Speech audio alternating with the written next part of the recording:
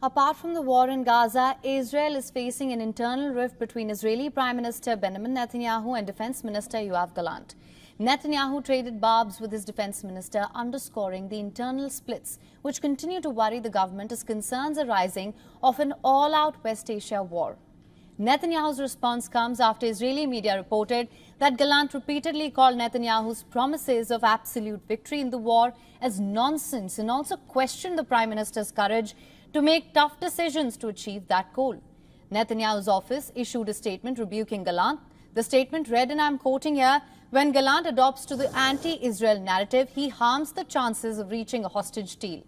The statement also mentions that Israel's total victory is still aimed at elimination of Hamas and bringing back the remaining hostages. The exchange comes as Israel has been bracing for a possible attack by Iran and the Iranian-backed Hezbollah movement in southern Lebanon. This after Israel killed a senior Hezbollah leader and chief of Hamas, Ismail Haniyeh, who was assassinated in Tehran. The public reprimand of Gallant, who has repeatedly clashed with Netanyahu and the nationalist religious parties in his coalition, was the latest episode of internal strife that has persisted since the government took office in 2022. Last year, Netanyahu tried to sack Gallant over his opposition to plans to curb the power of the Supreme Court, but was forced to reverse it in the face of mass protests by hundreds of thousands of Israelis.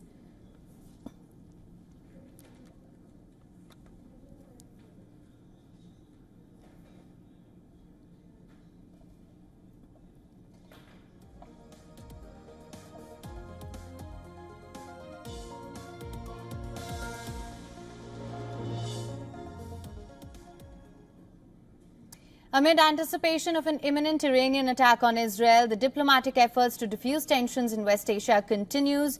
US President Joe Biden and leaders of France, Germany, Italy and Britain have urged Iran to stand down on its threats of an attack on Israel. The leaders of these 5 countries issued a joint statement after they spoke on the phone.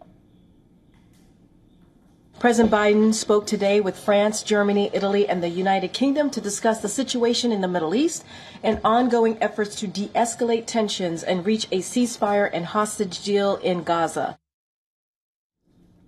U.S. Secretary of State Antony Blinken dialed his Turkish counterpart to talk about the scheduled ceasefire talks between Israel and Hamas on the 15th of August. The U.S. State Department said that Blinken discussed the importance of Hamas attending the summit in Doha or Cairo. Hamas has announced that it would not attend, calling on mediators to coax Israel into agreeing to the updated proposal it had submitted in early July. The Biden administration said it still expects Gaza peace talks to move forward as planned, adding that it believes that a ceasefire agreement is still possible. I'm aware of those comments from Hamas, and we fully expect talks to move forward, as they should.